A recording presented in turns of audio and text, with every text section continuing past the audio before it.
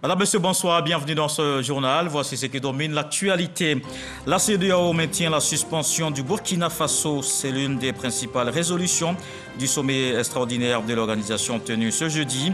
Les chefs d'État et de gouvernement ouest-africains étaient réunis à Accra au Ghana. Le président Alassane Ouattara était à cette rencontre également consacrée à la situation au Mali et à la Guinée. L'instance sous-régionale dont les actes font l'objet de vives critiques alors qu'elle dit prendre des décisions qui permettent de revoir les positions des autorités installées après les coups de force. La CEDEAO à l'épreuve de la stabilité et de la démocratie dans le dossier politique à suivre dans ce journal. On reviendra sur toutes ces positions partagées. Ils avaient été victimes d'une crise de grippe aviaire dans les zones de Grand Bassam et Bingerville l'année dernière. Les éleveurs sinistrés reçoivent une indemnisation liée aux pertes occasionnées. Le cheptel avait été abattu, environ 700 millions de francs CFA distribués à 150 propriétaires de fermes avicoles. Et puis l'Égypte, l'affiche de la finale de la CAN est connue. Le Sénégal et l'Égypte à suivre. Le dimanche, la deuxième demi-finale, c'est ce soir avec un choc Cameroun-Égypte. Ce duel entre les plus titrés d'Afrique soldé par la victoire des Pharaons au tir au but. On ouvre avec le chef de l'État Alassane Ouattara qui est arrivé ce jeudi soir dans la capitale éthiopienne Addis Abeba. Le président de la République prendra part au 35e sommet ordinaire des chefs d'État et de gouvernement de l'Union africaine qui s'ouvre ce 5 février. Le président de la République a été reçu par le ministre éthiopien de l'Éducation. La délégation ivoirienne qui a accueilli le chef de l'État était conduite par la ministre d'État, ministre des Affaires étrangères, Kandia Camara.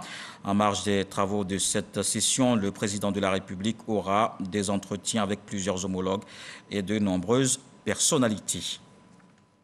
Mais avant Addis Abeba, le président de la République Alassane Ouattara a pris part ce jeudi à Accra au sommet extraordinaire de la CEDEAO. La rencontre a porté sur la situation sociopolitique au Burkina Faso, mais aussi au Mali et en Guinée. Les chefs d'État de l'instance sous-régionale réaffirment leur volonté d'en finir avec les accessions au pouvoir par les armes au sein des pays de la communauté. Jérôme Koufi-Aboulin.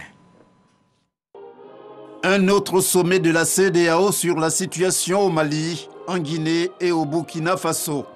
Rencontre tenue ce jeudi 3 février 2022 dans la capitale ghanéenne sous la direction du président du Ghana, Nana Akufo-Addo, par ailleurs président en exercice de la conférence des chefs d'État et de gouvernement de la communauté économique des États de l'Afrique de l'Ouest.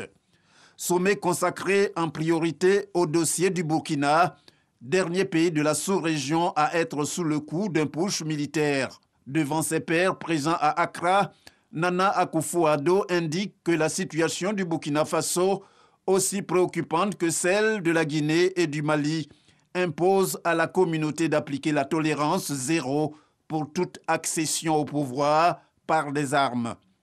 D'où la nécessité pour la CEDEAO de faire en sorte que l'ordre constitutionnel revienne rapidement à Ouagadougou, Conakry et Bamako. Le président de la République de Côte d'Ivoire, Alassane Ouattara, est au nombre des chefs d'État présents à ce sommet extraordinaire de la CEDEAO dans la capitale ghanéenne. Au terme de cette session, le chef de l'État ivoirien a quitté Accra pour Addis Abeba en Éthiopie.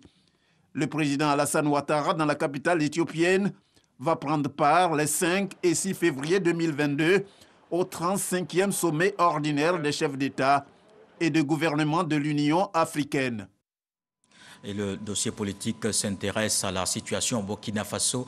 La CEDEAO, dont les décisions sont diversement appréciées, on constate parfois de vives critiques sur le fonctionnement de l'organisation ouest-africaine, alors que la communauté régionale estime agir pour un retour à l'ordre constitutionnel en permettant de revoir les positions des autorités installées après les coups d'État. Des avis partagés dont nous parle Éric Goré dans ce document.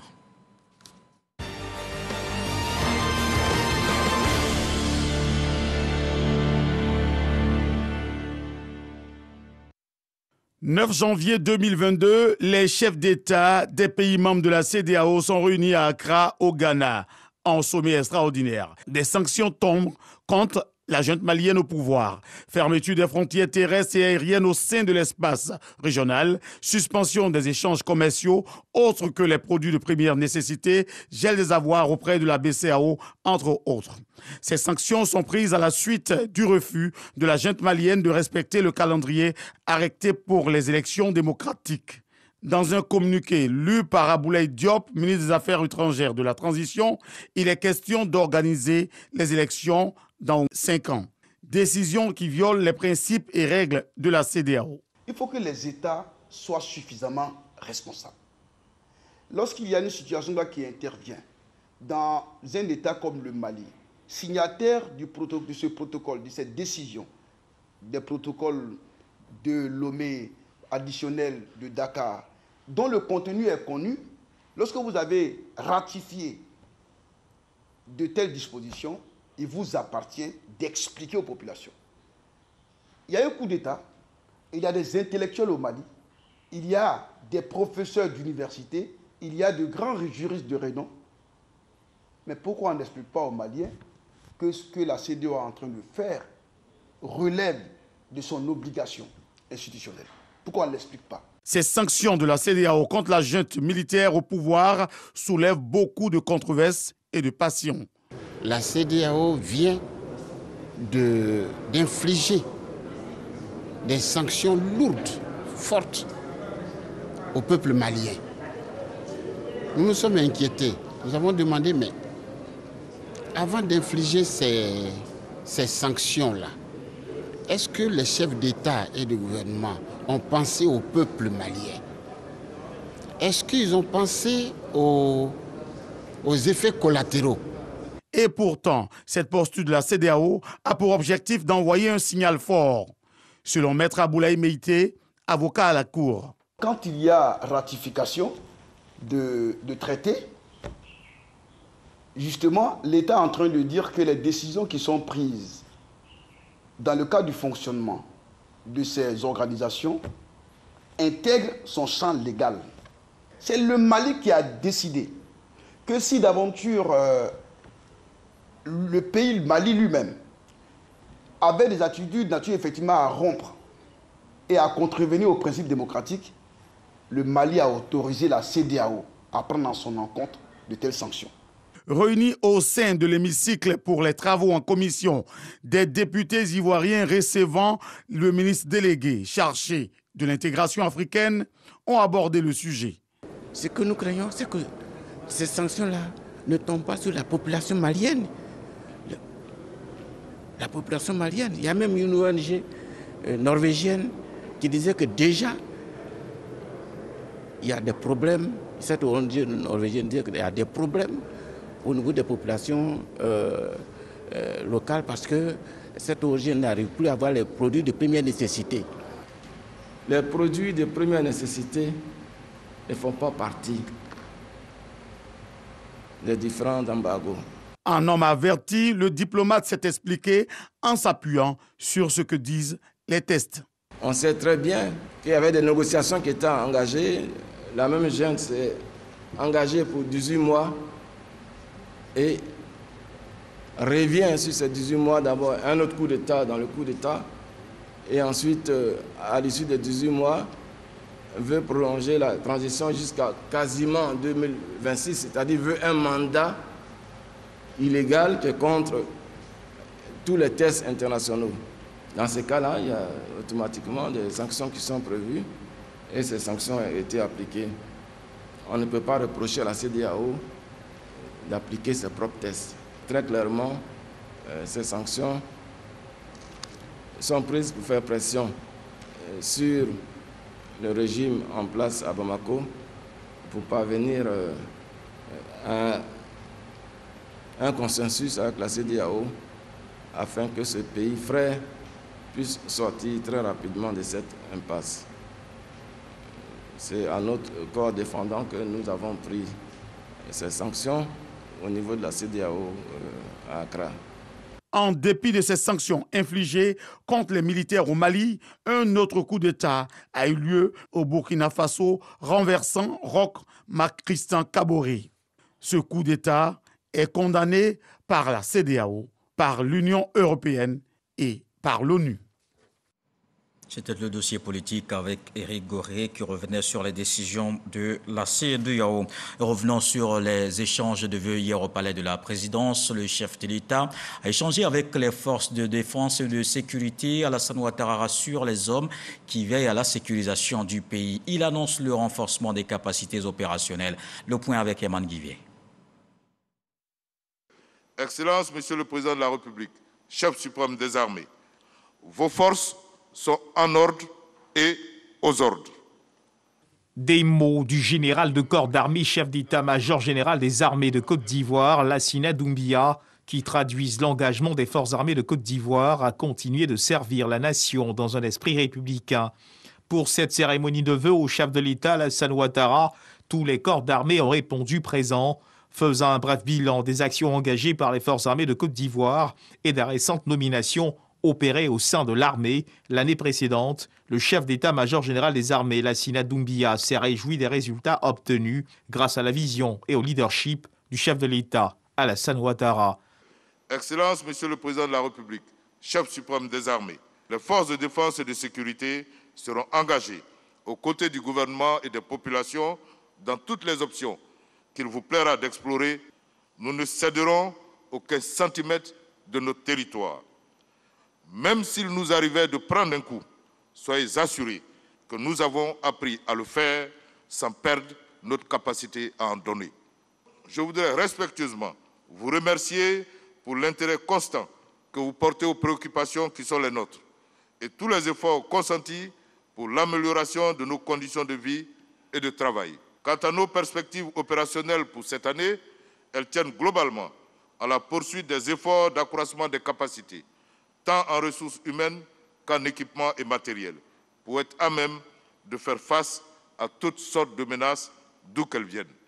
Au nom de toutes les forces, je voudrais vous réitérer notre détermination et notre engagement à garantir la sécurité des institutions, des populations et des biens, conformément aux priorités de votre gouvernement, sans esprit de recul ou de reniement. Le président Ouattara, chef suprême des armées, a invité ces hommes à rester constants dans les efforts accomplis. La nation ivoirienne vous est reconnaissante pour le sacrifice que vous consentez au quotidien pour maintenir ce havre de paix et de quiétude.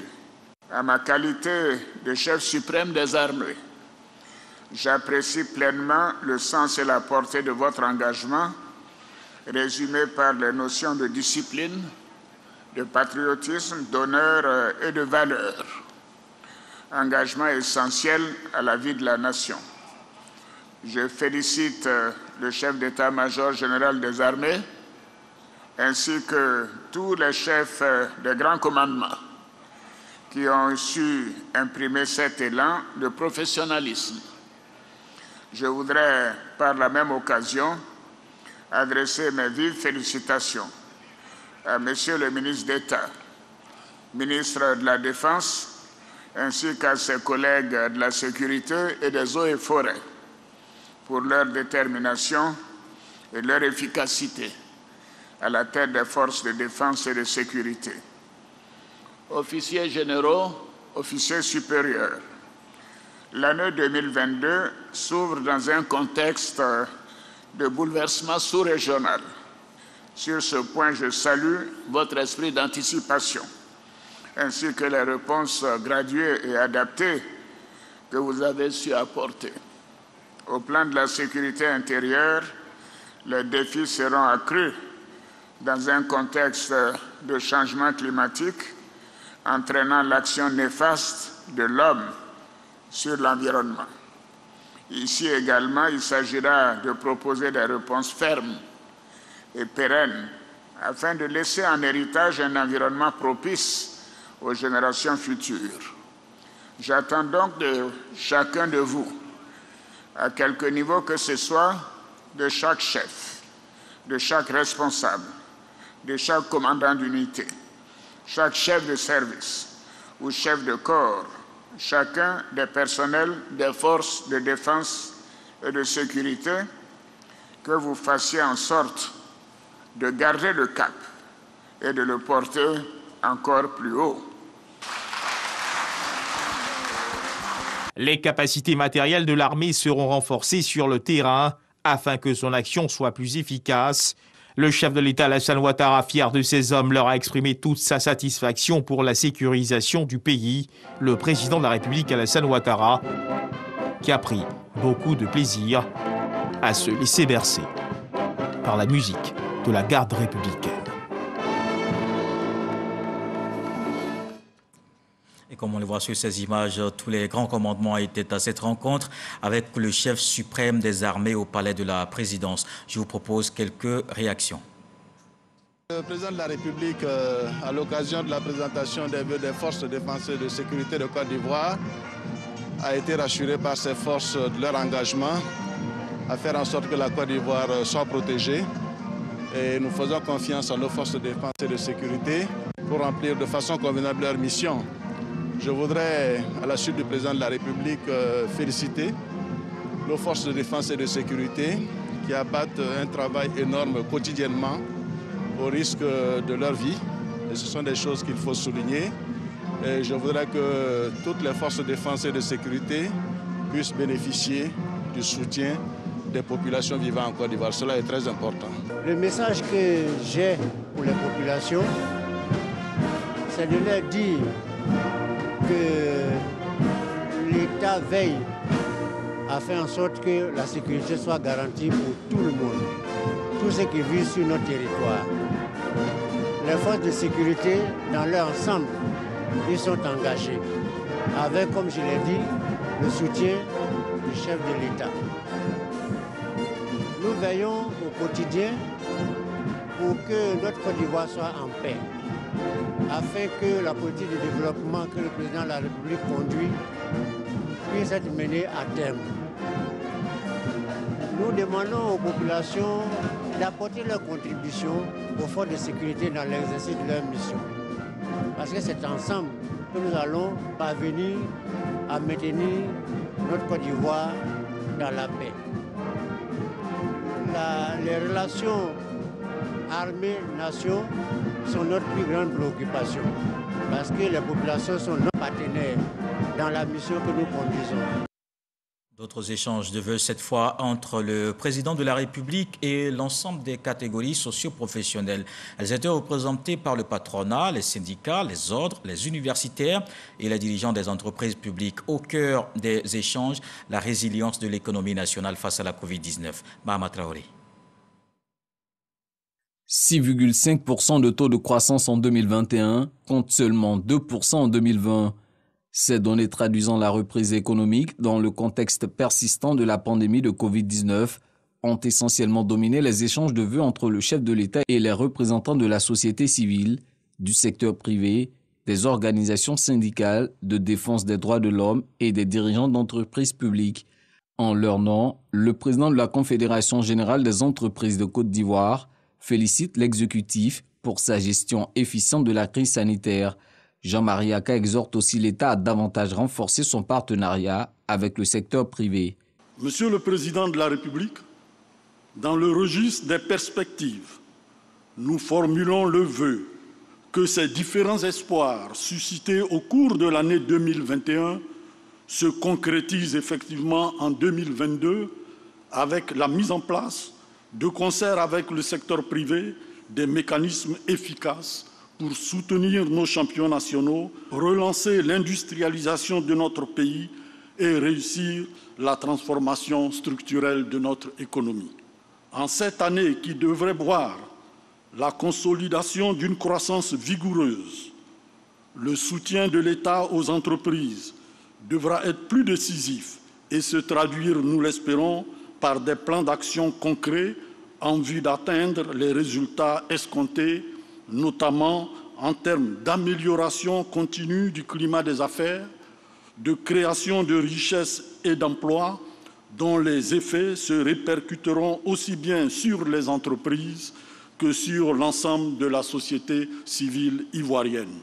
En réponse à cette doléance, le président Alassane Ouattara exhorte le secteur privé à souscrire aux lignes de crédit prévues par le plan de soutien économique en riposte à la Covid-19 Il rassure également sur sa détermination à promouvoir la bonne gouvernance dans le secteur public. Pour moi, le secteur privé est pour le gouvernement le moteur de tout processus efficient de développement. La raison pour laquelle la problématique du développement du secteur privé est en permanence au cœur de nos stratégies de développement, notamment de notre vision d'une Côte d'Ivoire solidaire et notre vision de Côte d'Ivoire 2030 et de notre plan de développement 2021-2025.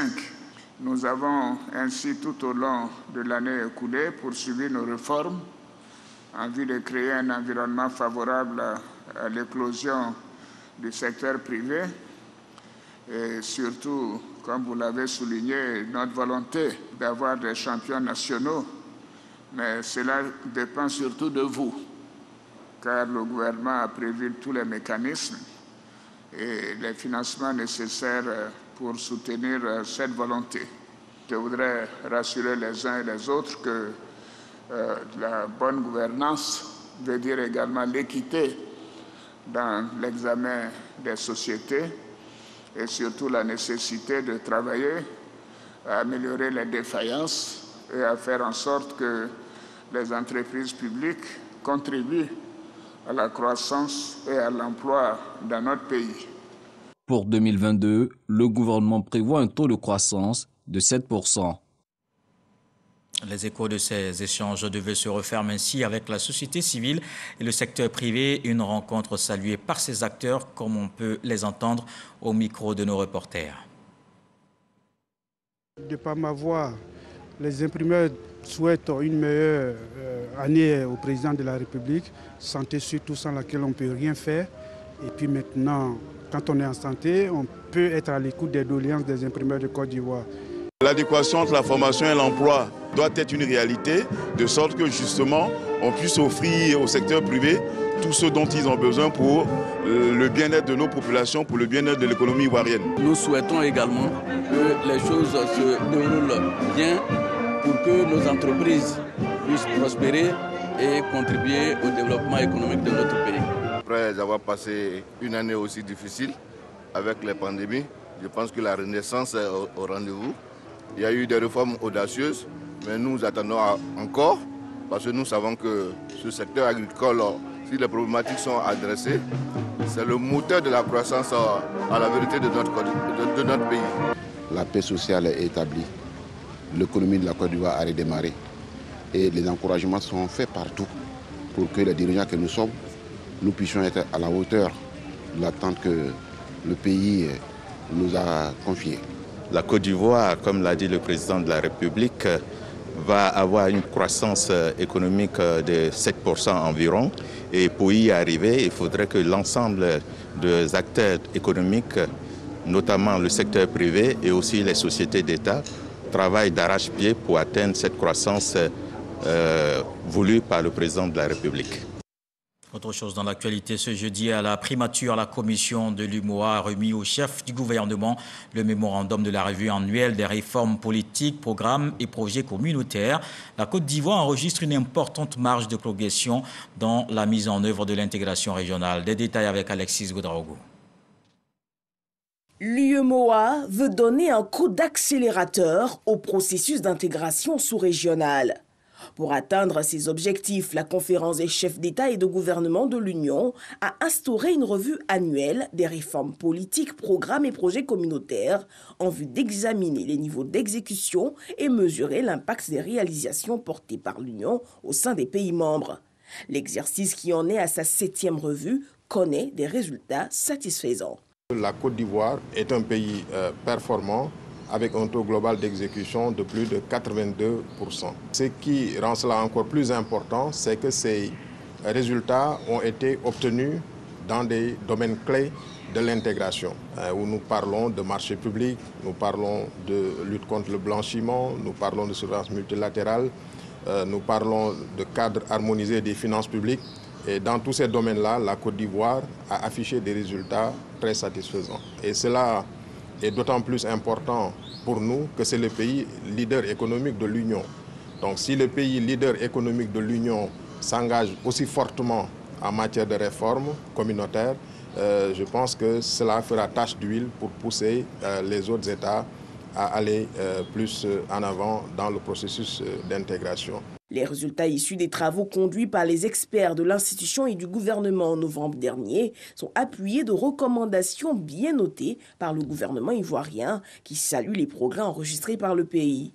Des avancées majeures ont été réalisées par notre Union au cours des dernières années, notamment en matière de solidarité entre nos peuples, de création d'un marché commun basé sur la libre circulation des personnes, des biens et des capitaux.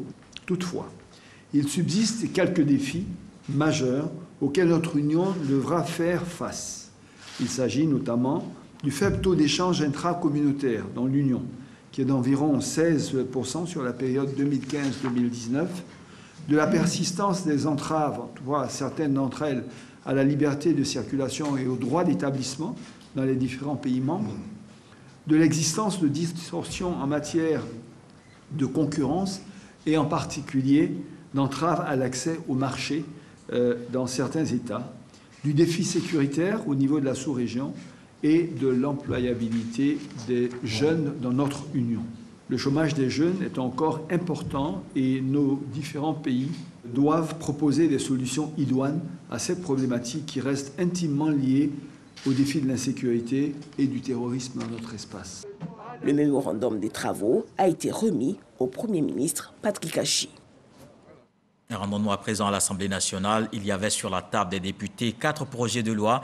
Le ministre de la Justice, Sanson Kambile, a expliqué le contenu de ces textes à la Commission des affaires générales et institutionnelles. Après examen, les parlementaires les ont adoptés. On le voit avec Éric Goré. Le fonctionnement du Conseil constitutionnel, du médiateur de la République, du Conseil économique, social, environnemental et culturel ou encore du Conseil supérieur de la magistrature intéresse les députés. La modification n'a pas d'existence autonome, c'est-à-dire on peut y faire référence comme ne pas y faire référence. Pour la simple raison que dès l'instant où elle est adoptée, elle vient se loger dans la Constitution du 8 novembre, c'est-à-dire la disposition modifiée prend la place de celle qu'elle a modifiée. L'État de Côte d'Ivoire veut donner plus de pouvoir à ses institutions et donner plus d'indépendance aux magistrats à travers ces projets de loi. Aujourd'hui, où un dialogue politique autour de toutes ces questions liées à la réconciliation et à la mise en place d'un nouveau pacte social, politique en Côte d'Ivoire, il était bon que cette question concernant le Conseil constitutionnel et même le Conseil supérieur de la magistrature, l'examen soit différé pour prendre en compte les résultats du dialogue politique. Pourquoi est-ce qu'on se presse ? La révision constitutionnelle a eu lieu en 2016, avec une petite loi constitutionnelle en 2020. Mais le Conseil, le Conseil constitutionnel a fonctionné pour autant. Mais encore que le dialogue politique ne peut pas arrêter la marche d'une république. La Côte d'Ivoire s'est dotée d'une constitution et la Côte d'Ivoire a décidé que ces lois soient conformes à cette constitution. Donc il n'y a pas lieu de laisser des lois qui ne sont pas en conformité à la constitution régir la vie de nos concitoyens. Ces 4 projets de loi votés par la Commission des affaires générales et institutionnelles de l'Assemblée nationale ont aussi pour but de faciliter le travail de ces institutions et de les rapprocher davantage des populations. C'est le garde des Sceaux qui était devant les députés pour ces travaux en commission. Je n'appartiens pas à un parti politique et je suis magistrat. Je viens défendre un texte et je ne suis pas convaincu, je ne suis pas sûr que vous m'ayez une fois surpris en train de défendre une obédience ou une chapelle politique. Pas possible. Je suis justement pour cet Ivoirien nouveau que le président appelle. Ce citoyen qui se mettrait au-dessus des contingences politiques et politiciennes. Parce que notre vie n'est pas essentiellement régie par la politique. Ces différentes lois adoptées en commission en cette première session extraordinaire de l'année 2022 seront intégrées dans la Constitution du 8 novembre 2016, modifiée par la loi numéro 2020-248 du 19 mars 2020. Et on reste dans le domaine judiciaire avec ce communiqué du ministère de la Justice. À l'appel de l'Union nationale des greffiers de Côte d'Ivoire, les greffiers ont débuté un arrêt concerté de travail depuis le jeudi 27 janvier 2022. Cette grève manifestement illégale au regard des dispositions en vigueur se fait au mépris des dispositions de la loi numéro 2015-492 du 7 juillet 2015 portant statut des greffiers. Par conséquent, le garde des Sceaux, ministre de la Justice et des Droits de l'Homme, invite les greffiers non présents à leur poste à la reprise du travail à compter du lundi 7 février 2022 à 7h30. Toutes les mesures sont prises pour assurer leur sécurité. À compter de cette date, toute absence de ces agents de l'État sera considérée comme un abandon de poste et fera l'objet de procédures disciplinaires conformément aux textes en vigueur. Le garde des Sceaux, ministre de la Justice et des Droits de l'Homme, tient à rassurer les populations et les usagers du service public de la justice que les mesures nécessaires ont été prises pour assurer le fonctionnement des tribunaux et cours d'appel.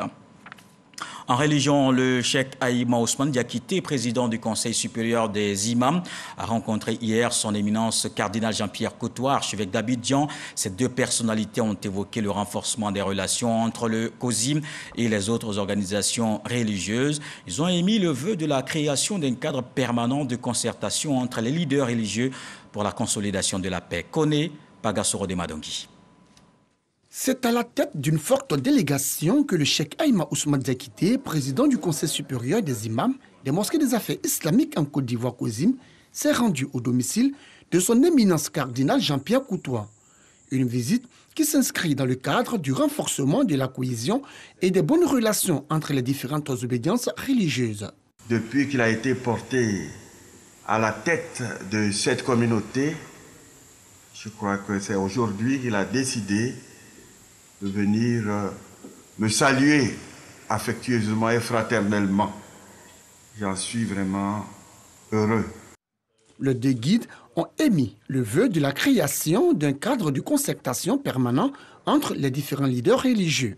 Un cadre de réflexion pour proposer des solutions aux problèmes qui minent la société ivoirienne. Comment apporter notre contribution dans la marche de nos différentes communautés et surtout dans la marche de notre pays. C'est un vieux projet. Nous souhaitons seulement que ce projet soit revivifié et qu'on apporte beaucoup plus permanemment notre contribution. Dans cette dynamique, le cheikh Ousmane Diakité a informé le cardinal Jean-Pierre Cottois de la tenue en Côte d'Ivoire d'un colloque international sur le dialogue interreligieux organisé par la Fondation Mohamed VI des oulémas africains. On va organiser en Côte d'Ivoire, Inch'Allah, dans ce mois de février, les 23, les 24, les 25, un colloque international du dialogue interconfessionnel. Et vu tout ce qu'il a eu à faire, tout son engagement pour ce dialogue, nous sommes venus lui porter l'information et souhaiter sa présence. S'inscrivant dans la droite ligne de ses prédécesseurs, depuis son arrivée à la tête du COSIM, cheikh Aïma Ousmane Diakité multiplie les rencontres avec les différents guides des autres confessions religieuses pour la consolidation de la confiance mutuelle et la préservation de la paix. Le poste à péage sur l'autoroute Abidjan-Bassam est fin prêt. L'ouvrage dont les travaux ont démarré en mai 2019 sera mis en service mi-février. Le ministre de l'Équipement et de l'Entretien routier a effectué une visite de travail sur le site. Amédée Kwaku Kofi s'est dit satisfait de l'état d'avancement des travaux. Le reportage de Jean-Luc Bangbo. Ce n'est qu'une question de jours. Le poste de péage de l'autoroute Abidjan-Grand-Bassam est fin prêt. Quelques travaux de finition sur les équipements et systèmes de signalisation que s'attellent à réaliser les travailleurs. La plateforme et le système de péage, eux, sont déjà fonctionnels. Démonstration devant le ministre de l'Équipement et de l'Entretien routier, satisfait de l'état d'avancement du chantier. Nous avons souhaité que ce soit très efficace pour pouvoir évacuer le maximum de véhicules parce que c'est une route qui a un trafic extrêmement élevé, surtout les week-ends. Et on veut éviter les problèmes de congestion. Le poste de péage est une barrière de 16 couloirs, 8 dans chaque sens de circulation. Le chantier affiche 96% de taux d'avancement. Au terme de sa visite, le ministre Amédée Kwaku Cet évertué a rappelé la nécessité de recourir au péage. Une route, c'est une infrastructure. Lorsqu'on la construit, il faut l'entretenir. Après, elle va se dégrader. C'est pour réduire le coût de la vie. Parce que si vous achetez de la banane à San Pedro pour venir sur Abidjan, et que pour des problèmes de transport, comme la route n'est pas bonne, on va vous surtaxer, et vous allez avoir la banane qui va pourrir. Donc en ayant des routes qui sont praticables, en payant juste un peu pour qu'on puisse donc aller rapidement, ça permet quand même de réduire le coût de la vie. Le péage, une nécessité donc pour garantir la qualité des infrastructures routières. D'autres axes, comme le tronçon Yamoussoukro-Tibissou, en cours d'achèvement, seront ainsi dotés de ces dispositifs. Les travaux du péage de Bassam ont redémarré le 22 mai 2019 après un arrêt en décembre 2015. Sa mise en service est prévue mi-février 2022. Son coût, 23 milliards de francs CFA. De son côté, le ministre de la Construction à l'école de l'Égypte, Bruno Nabagné-Koné, s'inspire du modèle égyptien en matière de rénovation urbaine. Il a effectué depuis mardi une visite de travail au Caire pour s'en imprégner. Il a visité successivement l'ancien et le nouveau Caire. Il a aussi participé à une séance de travail avec des consortiums d'environ 30 000 entreprises égyptiennes et africaines. Cheikh Koné est notre envoyé spécial. Des chantiers à perte de vue, des immeubles d'habitation en finition, d'immenses tours et gratte-ciel sortent de terre comme si nous étions à Dubaï. Nous sommes au New Administrative Capital, la nouvelle capitale d'Égypte, construite à 35 km du Caire, en plein désert sur une superficie totale de 170 000 fédanes, environ 100 000 hectares. C'est par ce projet pharaonique que débute la visite du ministre Bruno Koné.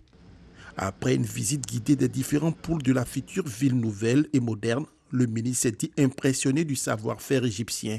Ce nouveau Caire, pour nous, c'est une grande inspiration par rapport au projet que nous avons en Côte d'Ivoire. Premièrement, de déplacement de la capitale politique et administrative, à Yamoussoukro. Et ensuite, dans le domaine de construction de villes nouvelles, puisque autour d'Abidjan, nous n'aurons pas d'autre choix que de créer de nouvelles entités urbaines.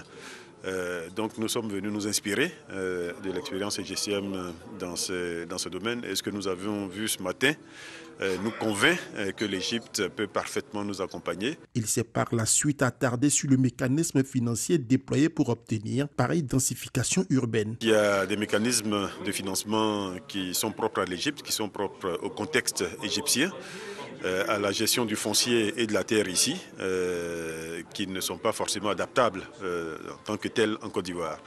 Mais nous avons vu de grandes choses, nous avons vu de belles choses, nous avons vu des choses efficaces que nous pouvons parfaitement mettre en œuvre en Côte d'Ivoire. Pour l'essentiel, comme l'a expliqué Abdel Talif Amara, vice-ministre chargé des logements sociaux, le financement de la nouvelle capitale provient de la vente de terrain confiée à une organisation des communautés urbaines dotée d'une indépendance financière et administrative. Sur le cas spécifique des logements sociaux, l'État égyptien subventionne les infrastructures pour que l'acquéreur paye au final la moitié de la valeur marchande du bien immobilier. Des modèles qui pourraient être adaptés aux réalités ivoiriennes, a expliqué Bruno Koné. En début d'après-midi, la délégation ministérielle a participé à une séance de travail avec l'Union africaine des organisations des entrepreneurs de la construction et du bâtiment, forte de 30 000 membres. Il leur a été présenté les opportunités d'affaires en Côte d'Ivoire. Son Excellence, Monsieur le Président Abdel Fattah Sisi, a mis la Côte d'Ivoire comme une priorité pour les investissements des Égyptiens en Afrique. Donc nous sommes vraiment disposés à partir en Côte d'Ivoire pour investir dans les projets qui nous seront présentés sur le marché ivoirien. Au programme de la visite de travail ce jeudi, une présentation des projets et examen des moyens de coopération entre les deux pays est prévue. Ici en Côte d'Ivoire, c'était un soulagement pour les 150 propriétaires de fermes avicoles. Le ministre des Ressources animales et halieutiques, Sidi Temoko Touré, a entamé ce matin l'indemnisation des éleveurs sinistrés. Leur chapelle avait fait l'objet d'abattage en raison d'une grippe aviaire dans les communes de Benjerville et Grand Bassam. Environ 700 millions de francs CFA prévus. Walter Amadou Ouattara. Grand Bassam.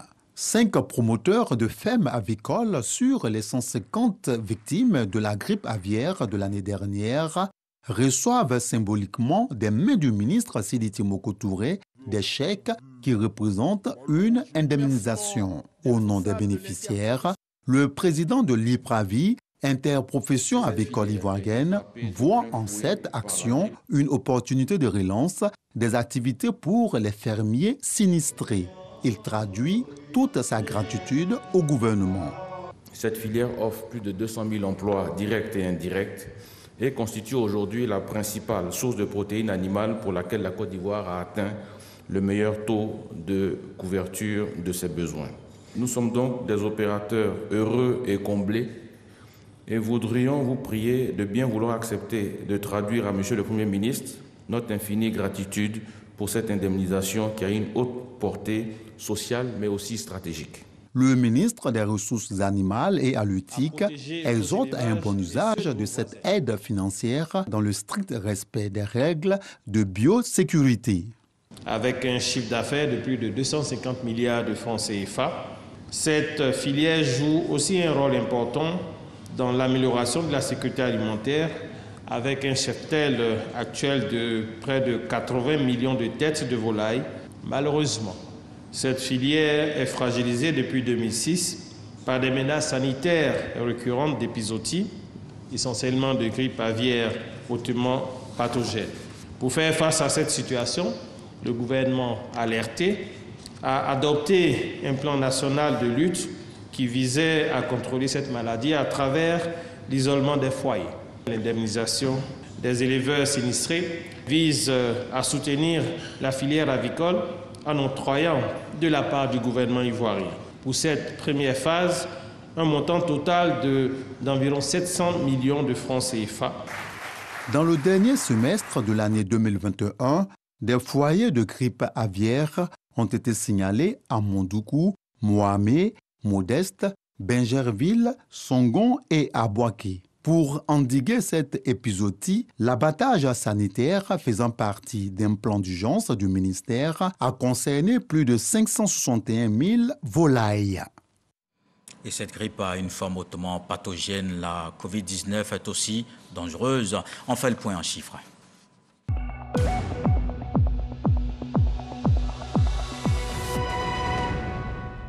Le ministère de la Santé, de l'Hygiène publique et de la couverture maladie universelle a enregistré ce jeudi 21 nouveaux cas de Covid-19, 109 guéris et malheureusement un décès.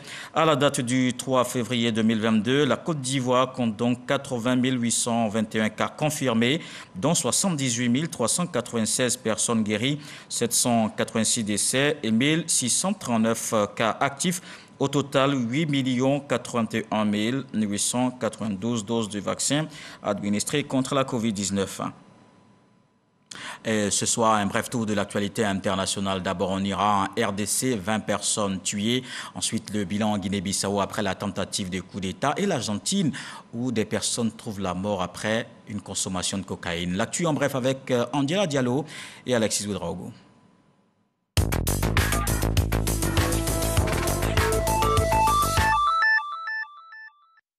Au moins 26 personnes sont mortes électrocutées mercredi par un câble à haute tension en RDC. Dans sa chute après s'être coupée, la partie chargée de l'électricité est tombée dans un caniveau rempli d'eau de pluie, entraînant la mort de 26 personnes, en majorité des vendeurs et acheteurs du marché Matadi qui balaient. Au moins 11 personnes, dont 4 civils, ont été tuées lors de la tentative de coup d'État avorté contre le président Umaru Sissoco Embalo, a indiqué ce jeudi le porte-parole du gouvernement. L'état-major a mis sur pied une commission pour enquêter. 20 personnes sont mortes et 76 autres ont été hospitalisées en banlieue de Buenos Aires après avoir consommé de la cocaïne frelatée. Les autorités ont lancé une mise en garde urgente aux consommateurs ayant acheté de la drogue ces dernières 24 heures. Une dizaine de personnes sont interpellées. En Italie, le président de la République, Sergio Mattarella, réélu samedi pour un second septennat, a prêté serment ce jeudi lors d'une cérémonie au Parlement. Sergio Mattarella, 80 ans, a été réélu au terme d'un marathon parlementaire qui a mis à jour les profondes divisions entre les partis au gouvernement.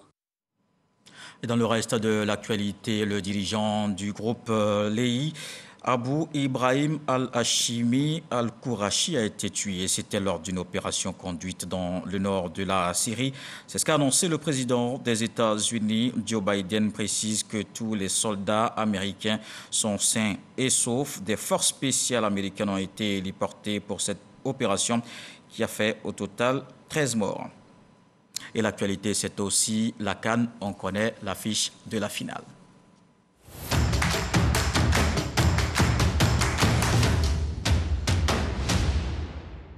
Ça s'est joué jusqu'à la dernière goutte de sueur entre l'Égypte et le Cameroun.